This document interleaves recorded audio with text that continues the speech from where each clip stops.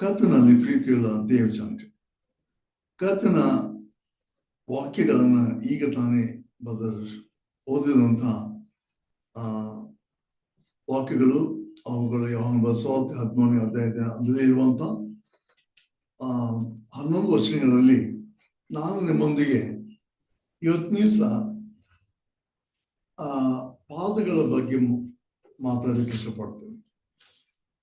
ಮೊದಲನೇದಾಗಿ ನಮ್ಮ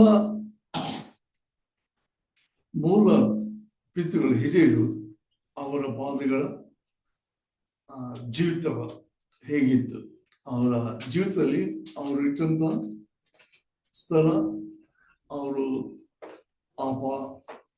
ಆ ಪಾದಗಳನ್ನ ಅವರು ಏನ್ ಮಾಡಿದ್ರು, ಬಹಳಷ್ಟು ನಂಬಿದ್ರು. ಯಾಕಂದ್ರೆ ಕರ್ತನಾದ ಯೇಸು ಕ್ರಿಸ್ತನು ಮುಂದೆ ಅದನ್ನ ಏನ್ ಮಾಡಿದ, ತನಗೋಸ್ಕರ ಆ ಪಾದಗಳು ಅಂದವಾಗಿರ್ಬೇಕಂತ ಹೇಳಿ ಆ ಪಾದಗಳು ಇಟ್ಟಂತ ನೆಲ ಶಪಿಸಲ್ಪಟ್ಟಿತ್ತು. ಅವ್ರು ಇಟ್ಟಂತ ಕಾಲುಗಳು ಅಶುದ್ಧವಾಗಿದ್ದು, ಅವರು ನಡೆದಂತ ದಾರಿ ಏನಾಗಿತ್ತು, ಮುಳ್ಳು, ಕಲ್ಲು, ದಿಬ್ಬ, ತೆಗ್ಗುಗಳನ್ನು ಕುಡಿಯಿತು. ಅವರು ಹೋದ ದಾರಿಗಳು ಸೈತಾನ ಕಡೆಗೆ ಏನಾಗಿದ್ದು ನಡೆಸಲ್ಪಡ್ತಾ ಇದ್ರು. ಅಂದರೆ ಅವರುಗಳು ಮಾಡೋದೆಲ್ಲ ಏನಾಗಿತ್ತು, ವ್ಯರ್ಥವಾಗಿತ್ತು, ಅಥವಾ ಅವರು ಜೀವಿಸುವಂತ ಜೀವಿತ ಅಂಧಕಾರದಲ್ಲಿ ಕಳೆದೋಗಿತ್ತು.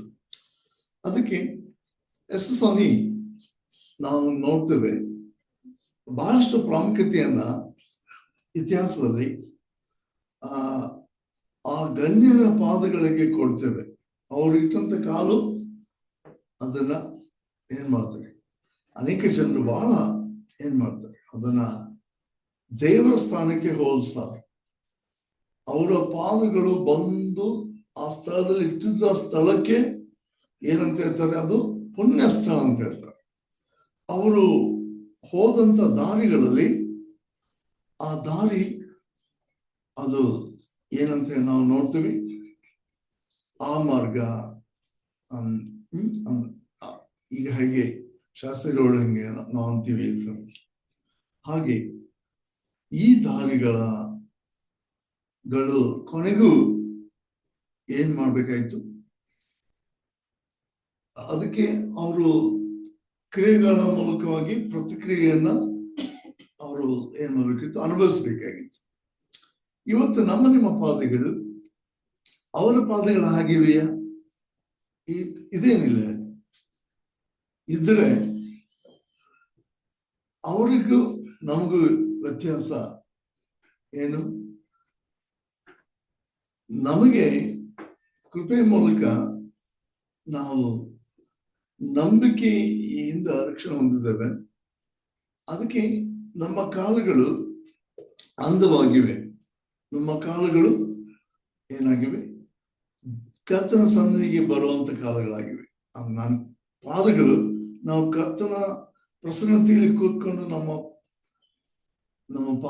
ನಮ್ಮ ಪಾದಗಳು ಏನಾಗಿವೆ, ಬೆಳಕಿನ ದಾರಿಯಲ್ಲಿ ಹೋಗ್ತವೆ. ಯಾಕಂದ್ರೆ ನಿನ್ನ ವಾಕ್ಯವು ನನ್ನ ಕಾಲಿಗೆ ದೀಪವು ದಾರಿ ಬೆಳಕು ಆಗಿದೆ.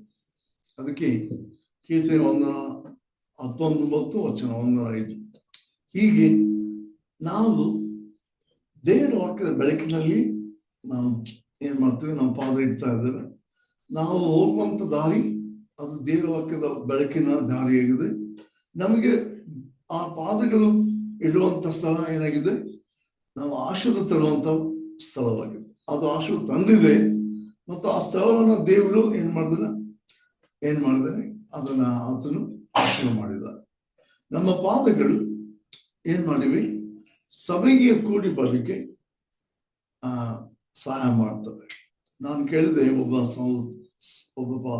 ಆರ್ಪೋಲ್ ಅಂತ ಒಬ್ಬ ಒಳ್ಳೆಯ ಬೈಬಲ್ ಟೀಚರ್, ಅವ್ರು ಹೇಳ್ತಿದ್ರು, ಸೇವೆ ಮಾಡುವಂತ ಯಲ್ಲಾಪುರದಲ್ಲಿ ಒಂದು ಸಂಡೆಯ ಆದಿಗಾಗಿ ಸಭೆಗೆ ಬರಬೇಕಾದಂತ ಒಬ್ಬ ವೃದ್ಧ ಮನುಷ್ಯ, ಆತನು 15 ಕಿಲೋಮೀಟರ್ ನಡ್ಕೊಂಡು ಬರ್ತಿದ್ದಾರೆ. ಇದಕ್ಕೆ ಕೇವಲ ಭಾನುವಾದ ಆಜ್ಞೆಯನ್ನು ಮಾಡ್ಲಿಕ್ಕೆ. ಹಾಗಾದರೆ ಹೋಗುವಾಗಲೂ ಸಹ ಅದೇ ಪರಿಸ್ಥಿತಿ ಅಲ್ವಾ? ಆವಾಗ ಪ್ರಿಯರೇ, ನಾವು ನೋಡ್ತೀವಿ, ನಮ್ಮ ಪಿತೃಗಳ ಪಾದಗಳು ಯಾಕೆ ಅಂದವಾಗಿಲ್ಲ, ನಮ್ಮ ಪಿತೃಗಳ ಪಾದಗಳು ಯಾಕೆ ಆಶಿಸಲ್ಪಡಲಿಲ್ಲ, ನಮ್ಮ ಪಿತೃಗಳ ಪಾದಗಳು ಅವುಗಳು ಯಾಕೆ ಬೆಳಕಿನ ದಾರಿಯಲ್ಲಿ ನಡಲಿಲ್ಲ? ಯಾಕಂದ್ರೆ ಅವರು ಏನಾಗಿತ್ತು, ಅವರ ಜೀವಿತ ಏನಾಗಿತ್ತು, ವಂಚನಿಸಲ್ಪಟ್ಟಿತ್ತು. ಅವರು ಅಂಧಕಾರದ ದೊಡ್ಡತನದಲ್ಲಿ ಜೀವಿಸ್ತಾ ಇದ್ರು, ಅವರು ಕಳೆದು ಹೋಗಿದ್ರು. ಅವರಿಗೆ ದಾರಿ ಮತ್ತೆ ತಾವು ಅವರು ಕಂಡ್ಕೊಳ್ಬೇಕಾದನ್ನು ಕಂಡ್ಕೊಳ್ಲಿಕ್ಕಾಗದೆ ಅವರು ಕಳ್ಕೊಂಡು ಏನಾಗಿದ್ರು, ಕಳೆದು ಹೋದ್ರು. ಅದಕ್ಕೆ ನಾವು ನೋಡ್ತೀವಿ, ಎಲ್ಲರೂ ದಾರಿ ತಪ್ಪಿ ನಡೆಯುತ್ತೆ, ಎಲ್ಲರೂ ಪಾಪ ಮಾಡಿ ದೇವರ ಮಹಿಮೆಯನ್ನು ಹೊಂದದೆ ಹೋಗಿದ್ದಾರೆ. ಮತ್ತು ನಾವು ನೋಡ್ತೀವಿ, ನಾವೆಲ್ಲರೂ ಕುರಿಗಳಂತೆ ದಾರಿ ಕಳ್ಕೊಂಡು ನಾವು ದಿಕ್ಕು ಕಾಣಸಿಗಿಟ್ಟು ನಾವು ದಾರಿ ತಪ್ಪಿ ಹೋಗ್ತಾ ಇದ್ವಿ, ತೊಳ್ತಾ ಬೆಳ್ತಾ ಇದ್ರು. ಅದಕ್ಕೆ ಇಷ್ಟೇ ಏನ್ ಗೊತ್ತಾ ಪ್ರಿಯರಿ, ಅವರಿಗೆ ಕರ್ತನ ವಾಕ್ಯ ಕೇಳುವಂತ ಸೇವಕರು ಸಿಗಲಿಲ್ಲ, ಕರ್ತನ ಆಜ್ಞೆಯನ್ನು ನಡೆಸುವಂತ ಸ್ಥಳಗಳಲ್ಲಿ ಅವ್ರು ಇರಲಿಲ್ಲ. 6 ದಿನಗಳಲ್ಲಿ ಏನಿರಲಿಲ್ಲ, ಮೊಬೈಲ್, ಅವ್ರು ಯಾವುದೇ ಮೊಬೈಲ್ಗಳ ಮೂಲಕವಾಗಿ, ಫೋನ್ಗಳ ಮೂಲಕವಾಗಿ ವಾಟ್ಸಪ್ ಇಲ್ಲ, ಯಾವುದೇ ಒಂದು ಯೂಟ್ಯೂಬ್ ಇಲ್ಲ, ಯಾವುದೇ ಒಂದು ಇಂಟರ್ನೆಟ್ ಇಲ್ಲ, ಯಾವುದು ಅಂದ್ರೆ ಅವರು ಪ್ಲಾನ್ ಮಾಡ್ಲಿಕ್ಕೂ ಹೆಚ್ಚು ಕಡಿಮೆ ಏನು ಯಾವ ವಾಹನಗಳಿಲ್ಲ, ರೈಲ್ವೆ ಇರಲಿಲ್ಲ. ಎಷ್ಟು ಕಷ್ಟದ ದಿನಗಳಿದ್ದು. ಆದರೆ ನಾನಂತೇನೆ, ಅವರು ಬೆಳಗ್ಗೆ ಎದ್ದು ಅವರೊಂದಳೆ ಅವರು ಏನಿಷ್ಟ ಮಾಡ್ತಿದ್ರು, ತಮ್ಮ ಮನೆಯಲ್ಲಿ ಒಂದು ಸ್ಥಳವನ್ನು ಗೊತ್ತು ಮಾಡಿ ಆ ಸ್ಥಳದಲ್ಲಿ ಅವರು ಏನ್ ಮಾಡ್ತಿದ್ರು, ನಿಂತ್ಕೊಂಡು ಏನಂತ ಇದ್ರು, ನಮ್ಮ ಪಿತೃಗಳ ಮೂಲಕ ಬಂದಂತ ಆರಾಧ್ಯ ದೈವ, ನಾವು ಅವರು ಕೊಟ್ಟಂತ ಹೆಜ್ಜೆನ ಇಡ್ತಾ ಇದ್ದೇವೆ, ಅವರು ಕಟ್ಕೊಂಡು ಬಂದಂತ ಸಂಪ್ರದಾಯ ಪದ್ಧತಿಗಳನ್ನ ನಾವು ಮುಂದುವರ್ಸ್ಕೊಂಡು ಹೋಗ್ತಾ ಇದ್ದೇವೆ, ನಾವು ಶ್ರೇಷ್ಠ, ನಾವು ಮಾಡೋದೇ ಸರಿ, ನಾವು ಮಾಡೋದು ತಪ್ಪಲ್ಲ. ಹೀಗೆ ಏನಾಗ್ತಿತ್ತು, ಪ್ರತಿಯೊಂದು ರೀತಿಯಿಂದ ಅವರ ಜೀವಿತ ಏನಾಗಿತ್ತು, ದಾರಿ ತಪ್ಪುವಂತ ಜೀವಿತವಾಗಿತ್ತು. ಅದಕ್ಕೆ ನಿಮ್ಗೆ ಗೊತ್ತಾ, ನಮ್ಮ ಗುರುಪುತ್ರ ಬೆಳ್ಳಕಟ್ಟಿ ಅಂಕಲ್ ಅವರು ಬೈಲಿಂಗದವರು, ಅವರು ಅಲ್ಲಿ ಮನೆತನ, ದೊಡ್ಡ ಮನೆತನ. ಅವ್ರು ಬ್ರಿಟಿಷರ ಕಾಲದಲ್ಲಿ ಮಿಷನರಿಗಳು ಪದೇ ಪದೇ ಅವ್ರ ಮನೆಗೆ ಬಂದು ಸ್ವಾರ್ಥ ಸಾರ್ತಾ ಇದ್ರು.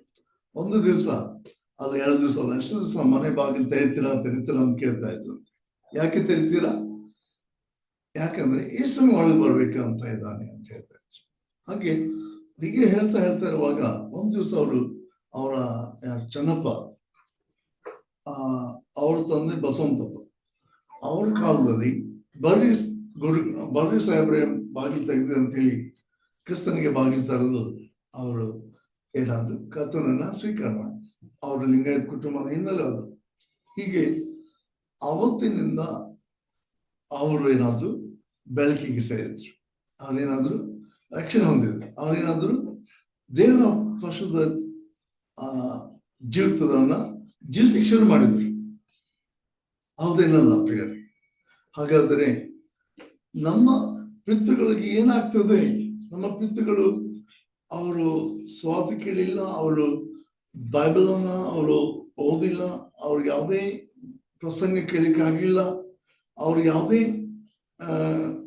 ಏನು ಯೇಸು ಕ್ರಿಸ್ತನ ವಿಷಯವಾಗಿ ಅವ್ರಿಗೆ ಏನು ಜ್ಞಾನ ಇಲ್ಲ ಅಂತ ನಾವು ಅನ್ಕೊಂಡ್ರೆ, ನನಗನ್ಸದೆ ದೇವ್ರ ಇನ್ನೂ ಕೃಪೆയുള്ള ದೇವರಾಗಿದ್ದಾನೆ. ಏಕೆ ಗೊತ್ತಾ? ಅವರು ಒಂದ್ ವೇಳೆ ದೇವರಿದ ಅಂತೇಳಿ ಮೇಲ್ ನೋಡಿರ್ಬೋದು, ಖಂಡಿತ. ಹೇಗೆ ಯಾರು ನಮ್ಮ ಒಂದು ನಾವು ನೋಡ್ತಾ ಅನೇಕರು ಕ್ರೀಡಾಪಟರು, ಸಚಿನ್ ತೆಂಡೂಲ್ಕರ್ 6 ಬಾರಿಸಿದ್ರೆ ಬ್ಯಾಟ್ ಇಟ್ಕೊಂಡು ಮೇಲೆ ನೋಡ್ತಾರೆ. ಹಾಗಾಗಿ ನಮ್ಗೆ ಗೊತ್ತಿಲ್ಲ ಆ ದೇವರು ಮಹಿಮೆ ಹೊಂದ್ಬೇಕಂತ ಮಾಡ್ತಾನೋ ಅಥವಾ ಆತನ ದೇವರಿಗೆ ಒಂದ್ ರೀತಿಯಿಂದ ಏನೋ ತನ್ನ ಮನೋಭಾವನ ವ್ಯಕ್ತಪಡಿಸ್ತಾನೆ ಗೊತ್ತಿಲ್ಲ.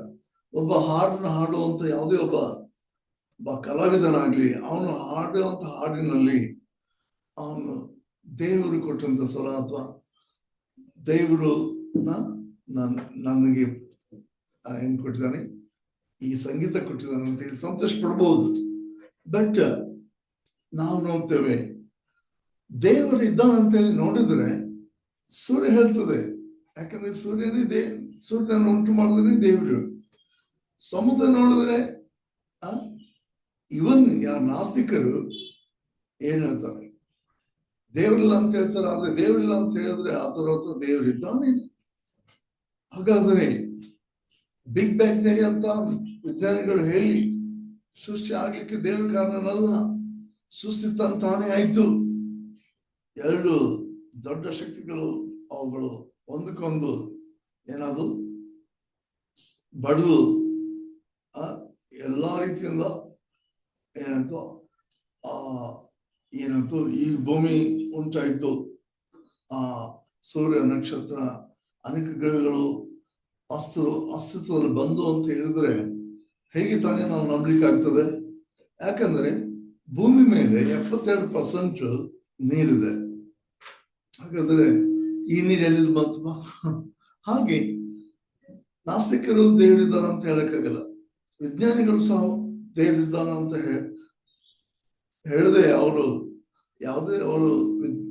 ಜ್ಞಾನವನ್ನ ಪ್ರೂವ್ ಮಾಡೋಕ್ಕಾಗಲ್ಲ.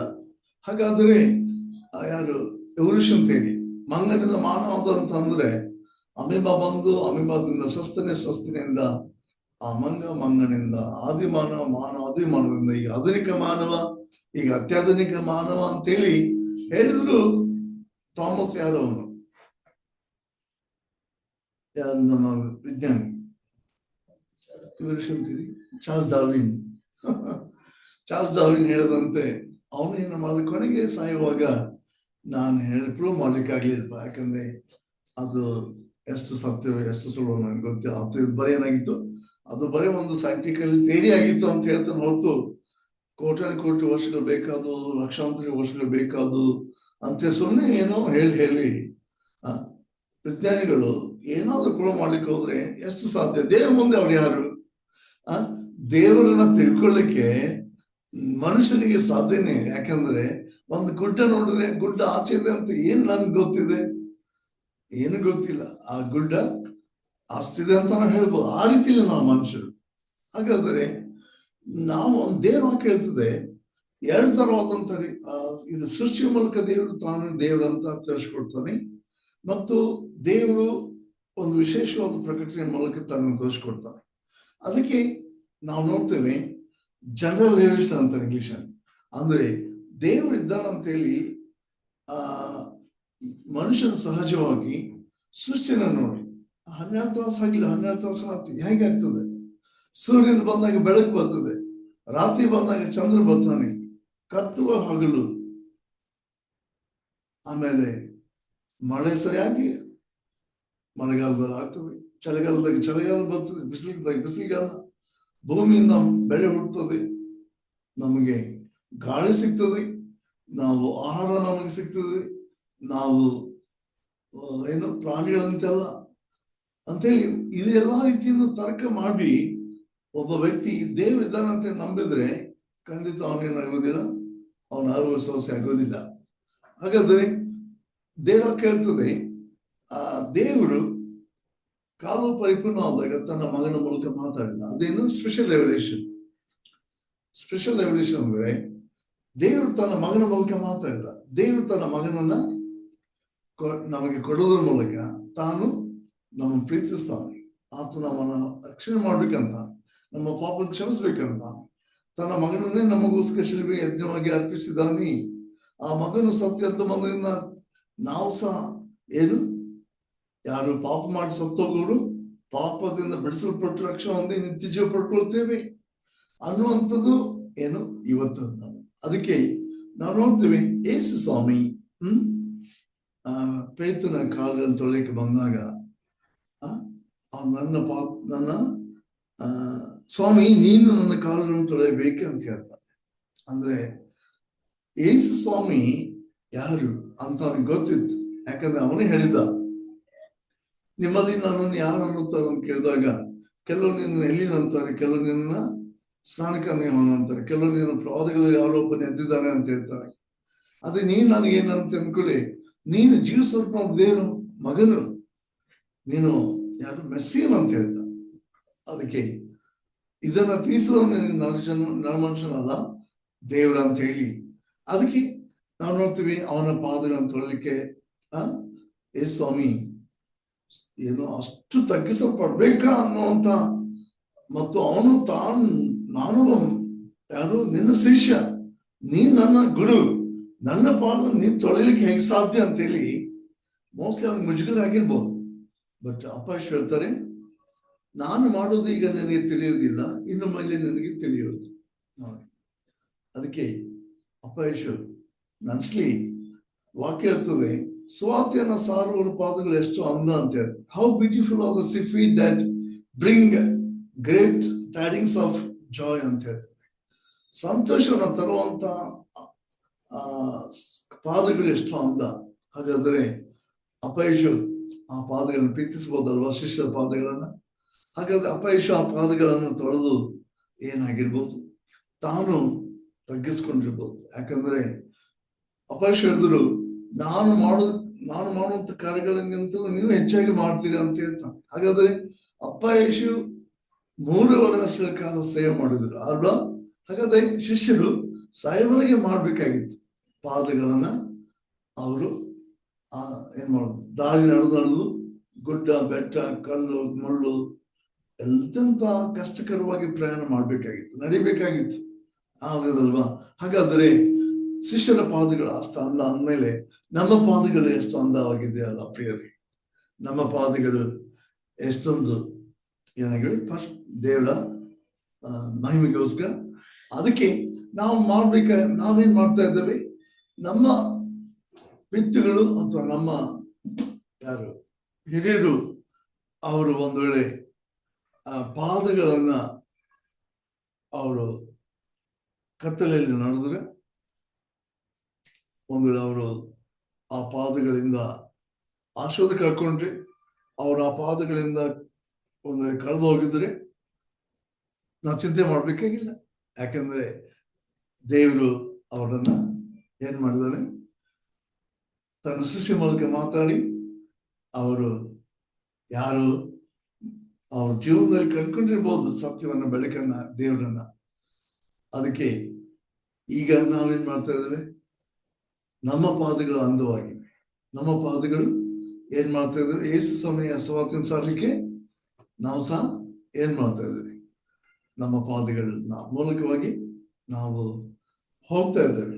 ಲೋಕದ ಕಟ್ಟಡಗಳು ಹೋಗ್ಬೇಕಾಗಿದೆ. ಈಗ ಶಿಷ್ಯರಿಗೆ ಏನ್ ಮಾಡ್ರಿ, ನೀವು ನನ್ನ ಆಜ್ಞೆ ಇದು, ನೀವು ಹೋಗಿ ಸ್ವಾತಂತ್ರ್ಯ ಸಾರಿ ಲೋಕದ ಕಟ್ಟಡಗಳು ನಮ್ಗೆ ಸಾಕ್ಷಿಯಾಗಿರಿ, ದೀಕ್ಷಾಸ್ನಾನ ಕೊಡಿ, ನನ್ನ ಶಿಷ್ಯರೇ ಮಾಡ್ರಿ ಅಂತ ಹೇಳ್ತಂತ ಅಪಯಶು ನಾವು ಸಹ ಏನ್ ಮಾಡ್ಬೇಕು, ನಮ್ಮ ಪಾದಗಳು ದೇವ್ರೇನ್ ಮಾಡಿದ್ರು, ಮಗಳೇ ನಾವು ನೀವು ಕಳೆದು ಹೋಗಿದ್ವಲ್ವಾ, ನಾವು ನೀವು ದಾರಿ ತಪ್ಪಿದೀವಲ್ವಾ, ನಮ್ಮ ಪಾದಗಳನ್ನ ಅಪಯಶು ಏನ್ ಮಾಡಿದ್ರು, ಕ್ರಿಸ್ತ ಎಂಬ ಬಂಡೆ ಮೇಲೆ ನಿಲ್ಲುವಂಗೆ ಮಾಡಿದ್ರು. ಆಮೇಲೆ ನಾವು ಸ್ಥಿರವಾಗಿದ್ದೇವೆ, ನಾವು ನಿಂತ ನಮ್ಮ ಸ್ಥಳ, ನಾವು ಕ್ರಿಸ್ತ ಎಂಬ ಬಂಡೆ ಮೇಲೆ ನಿಂತದ್ರಿಂದ ನಾವೇನಾಗುದಿಲ್ಲ, ಜಾರುವುದಿಲ್ಲ, ಮುಕ್ಕರಿಸುವುದಿಲ್ಲ, ಎಡುವುದಿಲ್ಲ. ಯಾರು ಎಡುತ್ತಾರೆ? ಯಹೂದಿ. ಯಾಕೆ? ಆತನ ತಲೆ ಬಿಟ್ರು. ಯಾಕೆ? ಅವ್ನು ನಂಬಲಿಲ್ಲ. ಅದಕ್ಕೆ ಆತನೇನಾದ ಅವರಿಗೆ ಎಡುವ ಕಲ್ಲು, ಮುಕ್ಕಳಿಸುವ ಬಂಡೆ. ನಾವು ಕ್ರಿಸ್ತ ಎಂಬ ಬಂಡೆಯ ಮೇಲೆ ಸಭೆ ಕಟ್ಟಲ್ಪಟ್ಟಿದೆ. ಈ ಪೇತ್ರ ಯಾರು? ಇವನು ಈತನು ಬರೀ ಯಾರು, ನೀನು ಪೇತ್ರ ಅಂದ್ರೆ thou art Petros, upon this rock I will build my church. ಅಂದ್ರೆ ನೀನು ಪೇತ್ರ ಅಂದ್ರೆ ನೀನೊಬ್ಬ ಕಲ್ಲು, ಆದ್ರೆ ಕ್ರಿಸ್ತ ಎಂಬ ಬಂಡೆಯ ಮೇಲೆ ನಾನು ಸಭೆಯನ್ನು ಕಟ್ತೇನೆ ಅಂದ್ರೆ upon this rock ಅಂದ್ರೆ ಆತನ ಪೇತ್ರನಲ್ಲ, ಪೇತ್ರನ ಬಂಡೆ ಅಲ್ಲ, ಅವನೊಬ್ಬ ಕಲ್ಲು. ಅದು ಈ ಬಂಡೆಯ ಮೇಲೆ ಏನ್ ಮಾಡ್ತೇನೆ, ಅಪ್ಪ ಯೇಸು ನಾನ್ ಸಭೆ ಕಟ್ತೀನಿ ಅಂತ ಹೇಳ್ತಾರೆ. ಅದಕ್ಕೆ ನಾವು ಸಭೆಯಾಗಿದ್ದೇವೆ. ಸಂಡೇ ನಾವು ಸಭೆಯಾಗೇ ಇರಬೇಕು. ಈ ಸಂಡೆಯನ್ನ ಹೊರತುಪಡಿಸಿ ಕ್ರೈಸ್ತರಿಲ್ಲ, ಕ್ರೈಸ್ತನ ಹೊರತುಪಡಿಸಿ ಸಂಡೇ ಇಲ್ಲ. ನಾವು ಬೇಕಾದಷ್ಟು ಮೀಟಿಂಗ್ ಮಾಡ್ಬೋದು, ಬೇಕಾದಷ್ಟು ಬೈಬಲ್ ಓದ್ ಮಾಡ್ಬೋದು, ಪ್ರಾರ್ಥನೆ ಮಾಡ್ಬೋದು, ಉಪವಾಸ ಮಾಡ್ಬೋದು. ಬಟ್ ನಾವು ಸಂಡೇ ಒಟ್ಟಾಗಿ ಕೂಡಿ ಬಂದು ಆಜ್ಞೆ ಮಾಡಿ ಅನ್ಯನತೆಯಲ್ಲಿ ಕರ್ತನ ಮೇಜಿನಲ್ಲಿ ಪಾತ್ಕೊಳ್ಳದೆ ಹೋದ್ರೆ ಏನಾಗೋದಿಲ್ಲ. ನಾವೆಂದಿಗೂ ಕರ್ತನ ಬಂಡಿಯಾದ ಅಸ್ಥಿವಾರದ ಮೇಲೆ ನಿಂತ್ಕೊಂಡಿಲ್ಲ. ಅದಕ್ಕೆ ಸಭೆಯ ಜೀವಿತವನ್ನೇ ಎಂದಿಗೂ ಅಲಕ್ಷ್ಯ ಮಾಡ್ಬಿಟ್ರಿ. ಎಂತ ಕಷ್ಟ ಬರ್ಲಿ, ಎಂತ ಸಮಸ್ಯೆ ಬರ್ಲಿ, ಎಂತ ಅಡೆತಡೆಗಳು ಬರ್ಲಿ, ಕರ್ತನ ಪಾದವೇ ಗತಿ ಅಂತ ಹೇಳಿ ಎಲ್ಲ ಬಿಟ್ಬಿಟ್ಟು ನಾವು ಪ್ರತಿ ಬೆಳಿಗ್ಗೆ ಜಾವದಲ್ಲಿ ಕರ್ತನ ಆಲಯಕ್ಕೆ ಬರ್ಬೇಕು. ಕರ್ತನ ಆಲಯವನ್ನ ಬಿಟ್ರೆ ನಾವು ಆಶ್ರಯದಲ್ಲಿ ಕಳ್ಕೊಳ್ತೀವಿ. ಕರ್ತನ ಮಕ್ಕಳ ಜೊತೆ ಇಲ್ಲದೆ ಹೋದ್ರೆ ನಮಗೆ ಬೇಸರಕ್ಕೆ ಚಿಂತೆ ಭಯ ಬರ್ತದೆ. ಅದಕ್ಕೆ ನಾವೇನ್ ಮಾಡ್ಬೇಕಾಗಿದೆ, ಕರ್ತನು ಈ ದಿನದಂದು ಪಂಚಾಶತ್ತಮ ದಿನ ಬಂತು. ಈ ದಿನದಂದು ಆತನ ಸ್ವರ್ಗಾರೋಹಣ. ಈ ದಿನದಿಂದ ಏನಾಯ್ತು, ಆತನ ಸತ್ತರಿಂದ ಎದ್ದು ಬಂದ. ಅದಕ್ಕೆ ಈ ಭಾನುವಾರವನ್ನ ದೇವರು ನಮಗೆ ಅಲಕ್ಷ್ಯ ಮಾಡೋದ್ ಹೇಳ್ತಾನ ಇಲ್ಲ. ಈ ಭಾನುವಾರ ಬಿಟ್ಟು ನೆಕ್ಸ್ಟ್ ಭಾನುವಾರ ಬಾ ಅಂತ ಹೇಳ್ತಾನೆ ಇಲ್ಲ. ಇವತ್ತು ಏನಾಗ್ತದೆ ಗೊತ್ತಾ, ಸಭೆಯನ್ನ ಸೈತಾನ ಏನ್ ಮಾಡ್ತಾ ಇದ್ದಾನೆ, ವಿರೋಧಿಸ್ತಾ ಇದ್ದಾನೆ, ಸಭೆಗೆ ಹಿಂಸೆ ಪಡ್ತಾ ಇದ್ದಾನೆ. ಅದಕ್ಕೆ ನೋಡ್ತೇವೆ ನಾವು ಇವತ್ತು ಸಿಮೋನ್ ಪೇತ್ರನೇ ಇಲ್ಲಿ ನಾವು ನೋಡ್ತೀವಿ, ನೀನು ನನ್ನ ಕಾಲುಗಳನ್ನು ಎಂದಿಗೂ ತೊಳೆಯಬಾರ್ದು ಅಂತ ಹೇಳೋದಕ್ಕೆ ಯೇಸು, ನಾನು ನಿನ್ನನ್ನು ತೊಳೆದಿದ್ರೆ ನನ್ನ ಸಂಗಡ ನಿನಗೆ ಪಾಲಿಲ್ಲ. ಅದಕ್ಕೆ ನೋಡಿ, ಅಂದ್ರೆ ಯೇಸು ಸ್ವಾಮಿ ತಾನೇ ಹೆಚ್ಚಿನವನ್ನ ಅನ್ಸ್ಕೊಳ್ಳಿಲ್ಲ. ಅವನು ಏನ್ ಮಾಡ್ಲಿಲ್ಲ, ನಾನೇ ಎಲ್ಲ ಅಂತ ಅನ್ಲಿಲ್ಲ. ಅವನು ಆತ ದೇವರ ಕುಮಾರನಾಗಿದ್ದರು, ದೇವರ ಸನ್ನಿಧಿಯಿಂದ ಆತನ ಮಹಿಮೆ ಹೊಂದಿದ್ರು. ಆತ ನಮಗಾಗಿ ಮಾನವತಾರ ಎತ್ತಿ ತನ್ನನ್ನು ಬರೆದು ಮಾಡ್ಕೊಂಡು ದಾಸನ ರೂಪದರ್ಶಿಕೊಂಡು ಬಂದ. ಹಾಗಾದ್ರೆ ಈ ಯೇಸುವನ್ನ ನಾವು ಹೃದಯದಲ್ಲಿ ಧ್ಯಾನ ಮಾಡೋಣ. ಈ ಯೇಸುವನ್ನ ನಮ್ಮ ಜೀವಿತದಲ್ಲಿ ನಾವು ಯಾವಾಗ್ಲೂ ಆತನನ್ನ ಮೊದಲೇ ಸ್ಥಾನ ಕೊಟ್ಟು ಆತನನ್ನ ನಾವು ಸಹಿಸೋಣ. ಅದಕ್ಕೆ ನಾವು ನೋಡ್ತೇವೆ, ಇವತ್ತು ನಾವು ಏನ್ ಮಾಡ್ತಾ ಇದ್ದೇವೆ, ಕರ್ತನ ಆಲಯಕ್ಕೆ ಬಂದು ನಾವು ಕರ್ತನನ್ನ ನಾವು ಆರಾಧಿಸ್ತಾ ಇದ್ದೇವೆ. ಸೊ ಇವತ್ತು ನಾವು ನೋಡ್ತೇವೆ, ಅಪ್ಪ ಯೇಸು ನಮ್ಮೊಂದಿಗಿದ್ದಾನೆ. ಅದಕ್ಕೆ ನಾವು ನೋಡ್ತೀವಿ, ನಾವೆಲ್ಲರೂ ಕ್ರಿಸ್ತನ ಸ್ವರೂಪಕ್ಕೆ ಬರಬೇಕೆಂಬುದು ದೇವರ ಉದ್ದೇಶವಾಗಿದೆ. ಹೌದೇನಿಲ್ಲ ಪ್ರಿಯರೇ? ಅದಕ್ಕೆ ನಾವು ಕ್ರಿಸ್ತನೊಂದಿಗೆ ದೇವರಿಗೆ ಏನಾಗಿದ್ದೇವೆ, ಒಂದಾಗಿದ್ದೇವೆ. ಕ್ರಿಸ್ತನಿಗೆ ಮೂಲಕವಾಗಿ ದೇವರ ಮಕ್ಕಳಾಗಿದ್ದಾರೆ. ಅದಕ್ಕೆ ನಾವೇನ್ ಮಾಡ್ತೇವೆ, ಪ್ರಕಟಣೆಯಲ್ಲಿ 4ನೇ ಅಧ್ಯಾಯದಲ್ಲಿ ಪರಲೋಕದಲ್ಲಿ ಪರಿಶುದ್ಧನ ಎಂಬುದಾಗಿ ಹಿರಿಯರು ಏನ್ ಮಾಡ್ತಾರೆ. ಆಮೇಲೆ ಮುಂದಿನ ಅಧ್ಯಾಯಗಳಲ್ಲಿ ನಾವು ನೋಡ್ತೇವೆ, ಅವರು ಆ ಸಿಂಹಾಸನದಲ್ಲಿ ಕೂತಿರುವ ಆತನ ಮುಂದೆ ತಮ್ಮ ಕಿರೀಟಗಳನ್ನು ಇಟ್ಟು ಅಡ್ಡ ಬಿದ್ದು ಏನ್ ಮಾಡಿದ್ರು, ಕರ್ತನೇ ದೇವರೇ ಸಿಂಹಾಸನದ ಪರಿಶುದ್ಧ ದೇವರೇ ಅಂತೇಳಿ ಆತನ ಆರಾಧಿಸಿದ್ರು. ಹಾಗಾದ್ರೆ ಅವರ ಪಾದಗಳು ಏನಾಯ್ತು, ಸ್ಥಿರವಾದ ಪರಲೋಕದಲ್ಲಿ ಉರಿತು. ಪರಲೋಕದಲ್ಲಿ ಇರೋದು ಅಂದ್ರೆ ನಾವು ಊಹಿಸಕ್ಕಾಗುದಿಲ್ಲ ಅದನ್ನ. ಯಾಕಂದ್ರೆ ಅದು ಬಹಳ ಶ್ರೇಷ್ಠವಾದ ಸ್ಥಳ. ಅಲ್ಲಿ ನಾವು ಪ್ರವೇಶಿಸ್ಲಿಕ್ಕೆ ಏನು ಅಪ್ಪ ಯೇಸು ಒಬ್ಬನೇ ಏನಾಗಿದ್ದಾನೆ, ಮಾರ್ಗ ಸತ್ಯ ಜೀವ ಆಗಿದ್ದಾನೆ. ಪ್ರಿಯರೇ, ಇವತ್ತು ನನ್ನ ವಾಕ್ಯ ಕೇಳುವಂತ ಯಾರೇ ನೀವಾಗ್ಲಿ, ನೀವು ಕರ್ತನಾದ ಯೇಸುವನ್ನ ಒಬ್ಬನೇ ಮಾರ್ಗ ಸತ್ಯ ಜೀವ ಅಂತ ನೀವು ನಂಬಿ ಇದ್ದೀರೋ, ನಂಬದೆ ಹೋದ್ರೆ ಏನ್ ಮಾಡಿ, ಆತನಿಲ್ಲದೆ ನೀವು ಏನಾಗುದಿಲ್ಲ, ದೇವರ ಬಳಿಗೆ ಆತನ ಸನ್ನಿಧಿಗೆ ನೀವು ಬರಕ್ಕಾಗಲ್ಲ. ಅದಕ್ಕೆ ನಾವು ನೋಡ್ತೀವಿ, ಒಂದ್ ವೇಳೆ ಆ ಒಂದು ಬೆಟ್ಟ ಹತ್ಬೇಕಾದ್ರೆ ಆ ಕಡೆಯಿಂದ ಈ ಕಡೆಯಿಂದ ಹತ್ಬಹುದು, ಕೊನೆಗೆ ತುದಿ ಮುಟ್ಟುವಂತ ಉದ್ದೇಶ ಆಗಿರ್ಬೋದು. ಒಂದ್ ವೇಳೆ ಎಲ್ಲಾ ದಾರಿಗಳು ರೋಮ್ಗೆ ಮುಟ್ತವೆ ಅಂತ ಹೇಳಿ ಅದು ಜಲಮಾರ್ಗ ಆಗ್ಲಿ, ಅದು ಪಾದ ವಾಹನಗಳ ಮೂಲಕವಾಗಿ ಆಗ್ಲಿ, ಅದು ಹಡಗುಗಳ ಮೂಲಕವಾಗಿ ಆಗ್ಲಿ, ಈಗಂತೂ ಏರೋಪ್ಲೇನ್ಗಳಿವೆ, ಎಲ್ಲವುಗಳು ಹೋದ್ರೆ ಈ ಲೋಕದಲ್ಲಿ ಈಗ ಮುಟ್ಬಹುದು ಅನ್ನುವಂಥದ್ದು ಅದು ಲೋಕದ ರೀತಿಯಾಗಿ ಹೇಳ್ಬಹುದು. ಬಟ್ ನಾಮ ಹೊಲು ದೇವರೊಬ್ಬನೇ ಅಂತ ಹೇಳಿ ನಾವು ಹೇಗಾದ್ರೂ ಮಾಡಿ ದೇವರನ್ನ ನಾವು ಸಂಪಾದಿಸ್ಕೊಳ್ಬಹುದು, ದೇವ್ರನ್ನ ಮೆಚ್ಚಿಸ್ಬಹುದು, ದೇವರ ಮುಕ್ತಿ ಮೋಕ್ಷ ಪಡ್ಕೊಳ್ಬಹುದು ಅನ್ಬೋದಾಗಿ ನಾವು ಯೋಚಿಸಿದ್ರೆ ಅದು ಏನಾಗೋದಿಲ್ಲ, ನಿಜವಾಗ್ಲೂ ಅದು ಸತ್ಯವಾಗೋದಿಲ್ಲ ಪ್ರಿಯ. ಎಂದಿಗೂ ನಾವು ಆ ರೀತಿಯಲ್ಲಿ ಏನಾಗೋದಿಲ್ಲ, ದೇವರನ್ನ ಕಂಡ್ಕೊಳ್ಳಕ್ಕಾಗಲ್ಲ. ಪರಿಶುದ್ಧತೆ ಇಲ್ಲದೆ ನಾವು ದೇವರನ್ನ ನೋಡಕ್ಕಾಗಲ್ಲ. ಹಾಗಾದ್ರೆ ಪರಿಶುದ್ಧರಾಗ್ಬೇಕಾದ್ರೆ ಕರ್ತನಾದ ಯೇಸು ಕ್ರಿಸ್ತನು ಮಾತ್ರ ಶಿಲುಬೆ ಮೇಲೆ ನಮ್ಮ ಪಾಪಗಳಿಗೆ ತನ್ನ ಪರಿಶುದ್ಧ ರಕ್ತ ಸುರಿಸಿ ನಮ್ಮ ಶಿಕ್ಷೆ ಅನುಭವಿಸಿ ನಮ್ಮ ಶಾಪ ಹೊತ್ಕೊಂಡು ದೇವರ ಕೋಪವನ್ನ ತಾನ ಮೇಲೆ ತಕ್ಕೊಂಡು ತನ್ನ ಶಿಲುಬೆ ಮನವನ್ನ ಎಷ್ಟೊಂದು ಭಯಂಕರವಾಗಿ ತನ್ನ ಪ್ರಾಣ ಕೊಟ್ಟು ಅರ್ಪಿಸಿದ ಪ್ರಿಯ. ಹಾಗಾದ್ರೆ ಈ ಯೇಸುವನ್ನ ಧ್ಯಾನ ಮಾಡಬೇಕಂತ ನಿಮಗೆ ದೇವರ ವಾಕ್ಯ ಸಿಗ್ತಾ ಇದೆ. ಈ ಯೇಸುವನ್ನ ನೋಡ್ಬೇಕಂತ ನಿಮ್ಗೆ ಆತ್ಮಿಕ ಕಣ್ಣುಗಳನ್ನು ದೇವರು ತೆರೆ ಮಾಡ್ತಾ ಇದ್ದಾರೆ. ಈ ಯೇಸುವನ್ನ ನೀವು ಹೃದಯದಲ್ಲಿ ಸೇರಿಸ್ಕೊಳ್ಬೇಕೆಂಬುದಾಗಿ ಆ ಯೇಸು ಕ್ರಿಸ್ತನ ನಿಮ್ಮ ಹೃದಯ ಬಾಗಿಲು ತಟ್ತಾ ಇದ್ದಾನೆ ಪ್ರಿಯ. ತೆರಿತೀರಾ ನಿಮ್ಮ ಹೃದಯ ಬಾಗಿಲ? ಕರ್ತನಾದ ಯೇಸುವನ್ನ ನೋಡ್ಬೇಕೆಂಬುದಾಗಿ ಹಂಬಲದಿಂದ ನಿಮ್ಮ ಆತ್ಮಿಕ ತೆರೆ ಅಂತೇಳಿ ನೀವು ದೇಹದ ಕಣ್ಣುಗಳನ್ನ ನೀವು ಏನ್ ಮಾಡ್ತೀರಾ, ಆ ಒಂದು ಕಾಣುವಂತ ಮನುಷ್ಯರಾಗಿ ನಿಮ್ಮ ಇದ್ರೆ ಅದು ನಿಜವಾದ ನೀವು ನೋಡ್ಲಿಕ್ಕೆ ಆಗೋದಿಲ್ಲ. ಅದಕ್ಕೆ ಕರ್ತನಾದ ಯೇಸು ಕ್ರಿಸ್ತನ ಹೃದಯ ಆತ್ಮಿಕ ಕಣ್ಣುಗಳನ್ನ ನೋಡ್ಲಿಕ್ಕೆ ನನ್ನ ಕಣ್ಣನ್ನು ತೆರೆ ಸ್ವಾಮಿ ಅಂತೇಳಿ ದೇವರ ಅಂತೇಳಿ ನಾನು ಕುರುಡನಾಗಿದ್ದೇನೆ, ನಾನು ಅಂಧ ವಿಶ್ವಾಸಿ, ನಾನು ಆತ್ಮಿಕ ಕುರುಡನಾಗಿದ್ದೇನೆ, ನನ್ನ ಕಣ್ಣುಗಳನ್ನು ತೆರೆದು ನಾನು ನೋಡುವಂತೆ ನನಗೆ ದೃಷ್ಟಿ ಕೊಡು, ನನಗೆ ನಿನ್ನ ಮಗನನ್ನ ನೋಡುವಂತ ನಂಬಿಕೆ ಕೊಡು. ಯಾಕಂದ್ರೆ ನಂಬಿಕೆ ಏನಾಗಿದೆ, ಇದು ನೋಡದೇ ಇರುವಂತ ವಿಷಯಗಳು ನಿಜವಂತೂ ತಿಳುವಂತಗಳಾಗಿವೆ. ಹೌದು ನನ್ನ ಪ್ರಿಯ, ನನ್ನ ಸಹೋದರ ಸಹೋದರಿ, ಈ ಲೋಕದಲ್ಲಿ ಇನ್ನು ಮುಂದೆ ನಾವು ಒಂದು ವೇಳೆ ನಮ್ಮ ಸಮಯವನ್ನ ನಾವು ನಮ್ಮ ಅದರಲ್ಲಿ ಇಟ್ಕೊಳ್ಲಿಕ್ಕೆ ಆಗ್ಲಿಕ್ಕಿಲ್ಲ.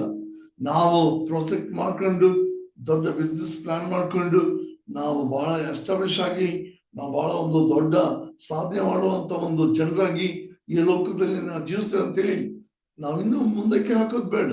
ಇವತ್ತೇ ನಮ್ಮ ಕಣ್ಣುಗಳನ್ನು ತೆರೆಯ ಮಾಡಲಿಕ್ಕೆ ದೇವ್ರು ಕಾಯ್ತಾ ಇದ್ದಾನೆ. ಇವತ್ತೇ ನಮ್ಮ ಹೃದಯಗಳಲ್ಲಿ ನಾವು ಬಾಗಿಲು ತೆರೆದು ಒಳಗೆ ಬರ್ಬೇಕೆಂಬುದಕ್ಕೆ ಕರ್ತನ ಅದಕ್ಕೆ ತರ್ತಾ ಇದ್ದಾನೆ.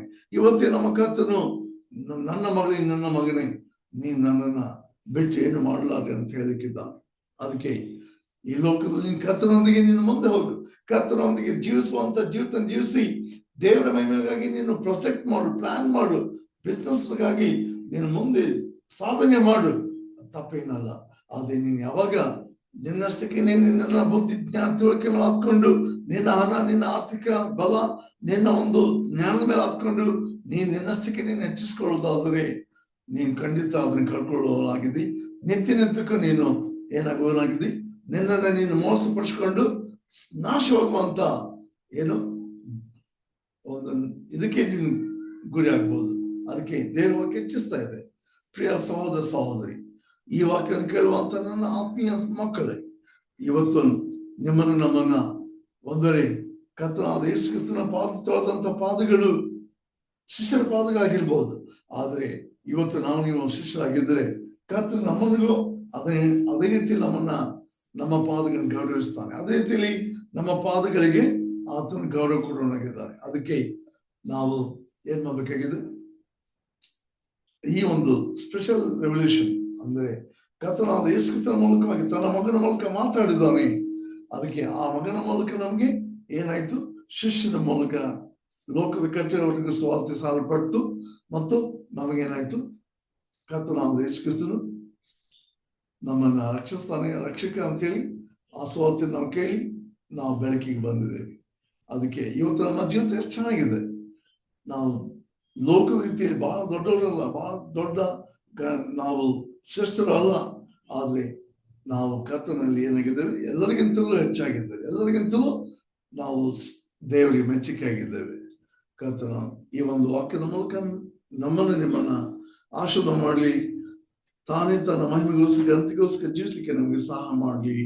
ಕರ್ತನ ಈ ವಾಕ್ಯಗೋಸ್ಕರ ಮತ್ತು ಇನ್ನುಳಿದ ದಿನಗಳಲ್ಲಿ ನಾವು ಸಹ ಹೇಳ್ಬೇಕು ಏನಂತ, ಒಂದು ವೇಳೆ ಶಿಷ್ಯನೇ ಏನು ಸ್ನಾನ ಮಾಡಿಕೊಂಡು ಅವನ ಕಾಲುಗಳನ್ನು ತೊಳೆಯೋದಲ್ಲದೆ ಬೇರೇನು ತೊಳೆಯಬೇಕಾಗಿರೋದಿಲ್ಲ. ಅವನ ಮೈಯೆಲ್ಲ ಶುದ್ಧವಾಗಿದೆ, ನೀವು ಶುದ್ಧರಾಗಿದ್ದೀರಿ, ಆದರೆ ನಿಮ್ಮಲ್ಲಿ ಎಲ್ಲರೂ ಶುದ್ಧರಲ್ಲ ಅಂತ ಹೇಳ್ತಾರೆ. ಇವತ್ತಿನ ದಿವಸಗಳಲ್ಲಿ ಶುದ್ಧ ಅಲ್ಲ ಅಂತಂದ್ರೆ ನನಗೆ ನೆನಪು ಬರ್ತಾ ಇದೆ, ಸೀಮನ್ ಪೇತ್ರನನ್ನ ಏನ್ ಮಾಡಿದ್ರು, ನಮ್ಮ ಪೋಪ್ ಸ್ಥಾನ ಕೊಟ್ಟು ಅವ್ರಿಗೆ ಏನ್ ಹೇಳ್ತಾರೆ, ಸಿಮನ್ ಪೇತ್ರನಿಗೆ ಬೀಗದ ಕೈ ಕೊಟ್ರು ಅಂತ, ದೇವರಾಜ್ಯದ ಬೀಗ ಕೈ ಕೊಟ್ರು. ಹಾಗೆ ಆಗಿದೆ ಅಂತ ದೇವಕ್ಕೆ ಹೇಳುವುದು ಏನಲ್ಲ, ಅದು ದೇವರಿಗೆ ಸಂಬಂಧಪಟ್ಟದ್ದು ಅಲ್ಲ. ಕೇವಲ ಏನಾಗಿದೆ, ಅದು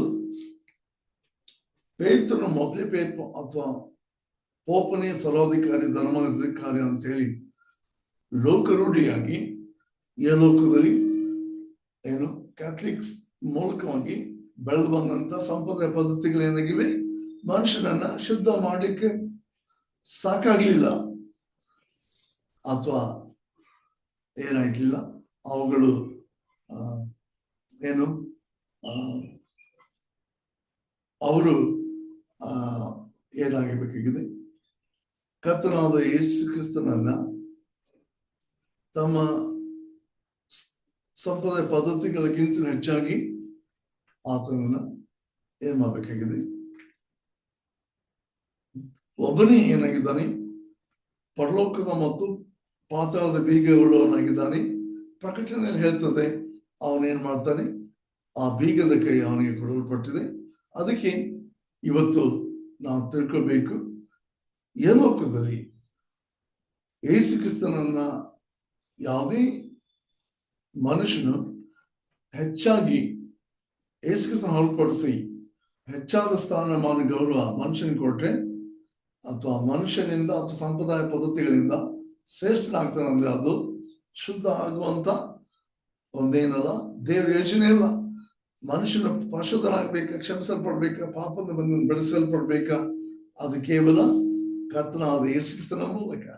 ಯೇಸು ಕ್ರಿಸ್ತನೇ ರಕ್ತ ತರಿಸಿ ನಮ್ಮನ್ನ ಕ್ಷಮಿಸಿ ನಮ್ಮನ್ನು ತೊಳೆದು ಶುದ್ಧ ಮಾಡಿ ಪರಿಶುದ್ಧತ್ವದಿಂದ ಅಭಿಷೇಕ ಮಾಡಿ ನಮ್ಮನ್ನ ಏನ್ ಮಾಡಿದ್ರೆ ನೂತನ ಸೃಷ್ಟಿ ಮಾಡಿದ. ಅದಕ್ಕೆ ನಾವು ನೋಡ್ಬೇಕಾಗಿದೆ, ಇವತ್ತು ಕರ್ತನ ಸಂಧಿಯಲ್ಲಿ ವಾಕ್ಯವನ್ನ ಕರ್ತನಾದ ಯೇಸು ಕ್ರಿಸ್ತನು ಏನ್ ಮಾಡಲ, ಈಗ ಸ್ನಾನ ಮಾಡಿಕೊಂಡವನ ಕಾಲುಗಳನ್ನು ತೊಳೆಯುವುದಲ್ಲದೆ ಬೇರೇನು ತೊಳೆಯಬೇಕಾಗಿರಲಿಲ್ಲ, ಅವನ ಮೈಯೆಲ್ಲ ಶುದ್ಧವಾಗಿದೆ. ನೀವು ಶುದ್ಧರಾಗಿದ್ದೀರಿ, ಆದರೆ ನಿಮ್ಮಲ್ಲಿ ಎಲ್ಲರೂ ಶುದ್ಧರಲ್ಲ ಎಂದು ಹೇಳಿದ. ಹೀಗೆ ಇವತ್ತು ನಾವು ಕರ್ತನಾದ ಯೇಸುವಿನ ರಕ್ತದಲ್ಲಿ ತೊಳೆಯಲ್ಪಟ್ಟು ಆತನ ಹೃದಯದಲ್ಲಿ ಸ್ವೀಕಾರ ಮಾಡಿ ನಮ್ಮ ದೇಹ ಏನಾಗಿದೆ, ರೋಮಾಪುರ 17 ವಾಕ್ಯದ ಪ್ರಕಾರ ಓದೋಣ. ಅದನ್ನ ರೋಮಾಪುರ 12ನೇ ಅಧ್ಯಾಯವನ್ನ ನಾವು ತೆಗೆದು ಓದಿದ್ರೆ ನಾವು ನೋಡ್ತೇವೆ, ಕೊನೆಯದಾಗಿ ನಾವು ಏನಾಗಿದ್ದೇವೆ ಅದು ನಾವು ಓದಿ ಬಿಡೋಣ. ಯಾಕಂದ್ರೆ ವಚನ 1ರಿಂದ 2 ವಚನ ಓದಿದ್ರೆ ದಯವಿಟ್ಟು ಓದ್ಬೋದು ತಾವು. ಆದುದರಿಂದ ಸಹೋದರರೇ, ದೇವರ ಕನಿಕರನ್ನು ನಿಮ್ಮ ನೆನಪಿಗೆ ತಂದು ನಿಮ್ಮನ್ನು ಬೇಡಿಕೊಳ್ಳುವುದೇನೆಂದರೆ, ನೀವು ನಿಮ್ಮ ನಿಮ್ಮ ದೇಹಗಳನ್ನು ದೇವರಿಗೆ ಮೀಸಲಾಗಿಯೂ ಮೆಚ್ಚುಗೆಯಾಗಿಯೂ ಇರುವ ಸಜೀವ ಯಜ್ಞವಾಗಿ ಅರ್ಪಿಸಿರಿ. ಇದೇ ನಿಮ್ಮ ವಿವೇಕಪೂರ್ವಕವಾದ ಆರಾಧನೆ. ಇಹಲೋಕದ ನಡವಳಿಕೆಯನ್ನು ಅನುಸರಿಸಿ ನೂತನ ಮನಸ್ಸನ್ನು ಹೊಂದಿಕೊಂಡು ಪರಲೋಕ ಭಾವದವರಾಗಿರಿ. ಹೀಗಾದರೆ ದೇವರ ಚಿತ್ತಕ್ಕನುಸಾರವಾದದ್ದು, ಅಂದರೆ ಉತ್ತಮವಾದದ್ದು, ಮೆಚ್ಚುಗೆಯಾದದ್ದು, ದೋಷವಿಲ್ಲದ್ದು ಯಾವ್ಯಾವುದೆಂದು ವಿವೇಚಿಸಿ ತಿಳಿದುಕೊಳ್ಳಿ. Thank you brother. ಹೀಗೆ ನಾವು ನೋಡ್ತೇವೆ, ಇವತ್ತಿನ ಸಹ ಕಾಣಿಸ್ಕೊಳ್ತಾ ಇದೆ ಪರಿಶುದ್ಧ ದೇವರ ಪ್ರಸನ್ನತೆಯಲ್ಲಿ ನಾವು ಏನಾಗಿದ್ದೇವೆ, ಪ್ರಿಪೇರ್ ಆಗಿ ಬಂದೇವೆ. ಯಾವ ರೀತಿಯಲ್ಲಿ, ಮಾನಸಿಕವಾಗಿ, ದೈಹಿಕವಾಗಿ, ಆತ್ಮಿಕವಾಗಿ. ಇವತ್ತು ನಾವು ಎಲ್ಲಿಲ್ಲದ ಸಂತೋಷ ನಮಗೆ ಸಿಕ್ಕಿದೆ, ಎಲ್ಲಿಲ್ಲದ ಒಂದು ಏನ್ ಗೊತ್ತಾ ಆಶೀರ್ವಾದ ನಾವು ಸಿಗ್ತಾ ಇದೆ. ನಮಗೆ ಬೇಕಾದಷ್ಟು ಲೋಕದಲ್ಲಿ ಮಾಡ್ಲಿಕ್ಕೆ ದಾರಿಗಳಿವೆ. ಇವತ್ತು ನಾವು ಈ ಸ್ಥಳವನ್ನ ಒಂದು ವೇಳೆ ಮಿಸ್ಯೂಸ್ ಮಾಡ್ಕೊಂಡ್ರೆ ಈ ಸಮಯ ಮತ್ತೆ ನಮಗೆ ಯೂಸ್ ಮಾಡ್ಲಿಕ್ಕೆ ಸಿಗ್ತದೆ ಅಂತೇಳಿ ನಾವು ಏನ್ ಮಾಡ್ಬೋದು, ನಾವು ನಮಸ್ತಕ್ಕೆ ನಾವೇ ಭರವಸೆಗಳಾಗಿರ್ಬಾರ್ದು. ನಾವು ಭರವಸೆ ಇಡೋದು ಕೇವಲ ಯಾರ ಮೇಲೆ? ಕರ್ತನ ಮೇಲೆ. ಯಾಕಂದ್ರೆ ಕರ್ತನು ಕೊನೆಯ ದಿನಗಳಲ್ಲಿ ನಮ್ಮ ಮೂಲಕವಾಗಿ ನಾವು ಏನಾಗಿದ್ದೇವೆ, ಕರ್ತನಾದ ಯೇಸುವಿಗಾಗಿ ಕೆಲವು ವಿಶೇಷವಾದ ಕಾರ್ಯಗಳನ್ನ ದೇವರು ನಮಗೆ ಮಾಡಲಿಕ್ಕೆ ಏನ್ ಮಾಡ್ತಾನೆ? ಪ್ರೇರಣೆ ಮಾಡ್ತಾನೆ. ಎಷ್ಟೋ ತೊಂದರೆ ಆಗ್ಬೋದು, ಎಷ್ಟು ನಾವು ತಪ್ಪು ಮಾಡ್ಲಿಕ್ಕೆ ಹೋಗಿ ಎಷ್ಟೊಂದು ನಮ್ಮ ಗಲಿಬಿಲಿಗಳು ಹೆಚ್ಚಾಗ್ಬೋದು. ಆದರೆ ಕರ್ತನಲ್ಲಿ ನಾವು ಯಾವಾಗ ಮೊದಲು ಒಳಗೊಂಡಿರ್ತೇವೆ ಅವಾಗ ಆತನ ಮೂಲಕವಾಗಿ ನಾವು ಮಾಡುವಂಥದ್ದೆಲ್ಲವೂ ಏನಾಗಿರ್ತದೆ? ಆಶೀರ್ವಾದವಾಗಿರ್ತದೆ. ಸೊ ಈ ಸಂದರ್ಭದಲ್ಲಿ ಲೋಕದಲ್ಲಿ ಬಹಳಷ್ಟು ಸಮಸ್ಯೆ ಕಷ್ಟಗಳಿಂದ ಏನಾಗಿದೆ, ಟೈಮ್ ವೇಸ್ಟ್ ಆಗ್ತಾ ಇದೆ, ಹಣ ವೇಸ್ಟ್ ಆಗ್ತಾ ಇದೆ, ಎನರ್ಜಿ ಅದು ಏನಾಗ್ತದೆ? ವೇಸ್ಟ್ ಆಗ್ತಾ ಇದೆ. ಅದಕ್ಕೆ ಈ ಸುಂದರವಾದ ಲೋಕದಲ್ಲಿ ದೇವರು ಏನ್ ಸುಂದರವಾಗಿ ಮಾಡ್ಬೇಕಂತ ನಮಗೆ ಹೇಳ್ತಾನೋ ಅದನ್ನೇ ನಾವು ಮಾಡೋಣ. ಈಗ ನೋಡಿ, ಚಾರ್ಲ್ಸ್ ಡಾರ್ವಿನ್ ಮೂಲಕ ಎಷ್ಟೊಂದು ತಪ್ಪಾದ ಏನು ಸೈನ್ಸ್ ಈ ಮೂಲಕವಾಗಿ ಪ್ರೂವ್ ಮಾಡ್ಲಿಕ್ಕೆ ಹೋಗಿ ಏನಾಯ್ತು, ಎಷ್ಟು ಜನರಿಗೆ ಏನಾಯ್ತು, ಮಕ್ಕಳಿಗೆ ಅದನ್ನ ಈಗಲೂ ಸಹ ಎಜುಕೇಶನ್ ಅವರ ಶಿಕ್ಷಣದಲ್ಲಿ ಇದನ್ನ ನಾವು ಅವ್ರನ್ನ ಏನ್ ಮಾಡ್ತಾ ಇದ್ದಾರೆ, ಚಾರ್ಲ್ಸ್ ಡಾರ್ವಿನ್ ಥಿಯರಿಯನ್ನ ಟೀಚ್ ಮಾಡ್ತಾ ಇದ್ದಾರೆ. ನಾನು ಸಹ ಚಿಕ್ಕವನಾಗಿದ್ದಾಗ ಇದನ್ನು ಕೇಳಿದಾಗ ಮಂಗನಿಂದ ಮಾನವ ಆದ ಅಂತಂದ್ರೆ ಹೆಂಗೆ, ಮತ್ತು ದೇವ್ರ ಸೃಷ್ಟಿ ಮಾಡೋದು ಅಂತಂದ್ರೆ ನಾನು ಎರಡು ಅಂತ ಇದ್ದೆ.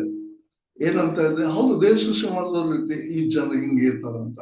ಆಮೇಲೆ ಮಂಗನಿಂದ ಮಾನವ ಆಗಿದ್ದಂದ್ರೆ ಮೋಸ್ಟ್ಲಿ ಅವರ ಮುಖ ಉದ್ದ, ಅವ್ರ ತಲೆ ದೊಡ್ಡದು, ಅವ್ರ ಆಫ್ರಿಕನ್ನರು ಹಿಂಗೆ. ನನಗೆ ಏನಾಗ್ತಿತ್ತು, ನಾನು ನನ್ನ ಶಿಕ್ಷಣದಾನೆ ಅದನ್ನ ಡಿಫ್ರೆನ್ಸ್ ಮಾಡ್ಲಿಕ್ಕೆ ಶುರು ಮಾಡ್ತಾ ಇದ್ದೆ. ಅದಕ್ಕೆ ಯಾವಾಗ್ಲೂ ಎಷ್ಟೋ ನಷ್ಟ ಆಗಿದೆ. ಈಗ ಲೋಕದ ಜನರಿಗೆ ಎಷ್ಟೊಂದು ಅದು ಏನಾಗಿದೆ, ಆಶು ತರದೇ ಹೋಗಿದೆ. ಅದು ಎಷ್ಟೊಂದು ಮನುಷ್ಯ ನನಗೆ ದೇವರ ಭಯಪಡದೆ, ಆ ಮನುಷ್ಯನು ದೇವರ ನಂಬಿಕೆ ಇಡದಿರುವಂತ ಒಂದು ಏನಾಗಿದ್ದಾನೆ, ಒಂದು ಸೈಕಿಕ್ ಒಂದು ಭಾವನೆ ಉಂಟುಕೊಂಡಿದೆ. ಇದರ ನಷ್ಟ ಏನ್ ಗೊತ್ತಾ, ಬಹಳ ಇದರ ಒಂದು ಪ್ರತಿಫಲ ಬಹಳ ಏನಾಗುತ್ತಾ, ವಿಷಕಾರಿಯಾದಂತ ಒಂದು ಇದು ಫಲ, ವಿಷ ಒಂದು ಕೈಯಾದ ಒಂದು ಫಲ ಇದ್ದಂತೆ ಇದು ಆಗಿದೆ. ಅದಕ್ಕೆ ಇದನ್ನು ಸರಿಪಡಿಸ್ಲಿಕ್ಕೆ ದೇವಕ್ಕೆ ಶಾಂತಿ ಶಕ್ತಿ ಇದೆ. ದೇವ್ರ ಮಕ್ಕಳಿಗೆ ಅದನ್ನ ದೇವ್ರ ಕೈಲಿ, ದೇವ್ರ ಮಕ್ಕಳಿಗೆ ದೇವ್ರ ತನ್ನ ಮಕ್ಕಳ ಕೈಲಿ ಕೊಟ್ಟಿದ್ದಾನೆ. ಅದಕ್ಕೆ ಇವತ್ತು ನಾವು ಏನ್ ಮಾಡ್ತಾ ಇದ್ದೇವೆ, ಇಬ್ಬಾಯಿ ಕತ್ತಿಯನ್ನ ಅಂದ್ರೆ ದೇವ್ರ ವಾಕ್ಯವನ್ನ ಕೈಲಿ ಹಿಡ್ಕೊಂಡು ನಾವೇನ್ ಮಾಡ್ತಾ ಇದ್ದೇವೆ, ಅಂಧಕಾರದ ಶಕ್ತಿಯ ವಿರುದ್ಧವಾಗಿ ಹೋರಾಡ್ತಾ ಇದ್ದೇವೆ. ಅದಕ್ಕೆ ಈ ಹೋರಾಟ ಮಾಡಿ ಮಾಡಿ ಯಾರು ಗೆಲ್ತಾರೆ? ದೇವ್ರ ವಾಕ್ಯ ಗೆಲ್ತದೆ. ಆಮೇಲೆ ಸುಳ್ಳು ಏನಾಗ್ಬೋದು, ಸುಳ್ಳಕ್ಕೆ ಸುಖವಿಲ್ಲ, ಸತ್ಯಕ್ಕೆ ಸಾವಿಲ್ಲ. ನಾವು ಸತ್ಯವನ್ನು ಕಂಡುಕೊಂಡಾಗ ಸತ್ಯ ನಮ್ಮ ಬಿಡುಗಡೆ ಮಾಡ್ತದೆ.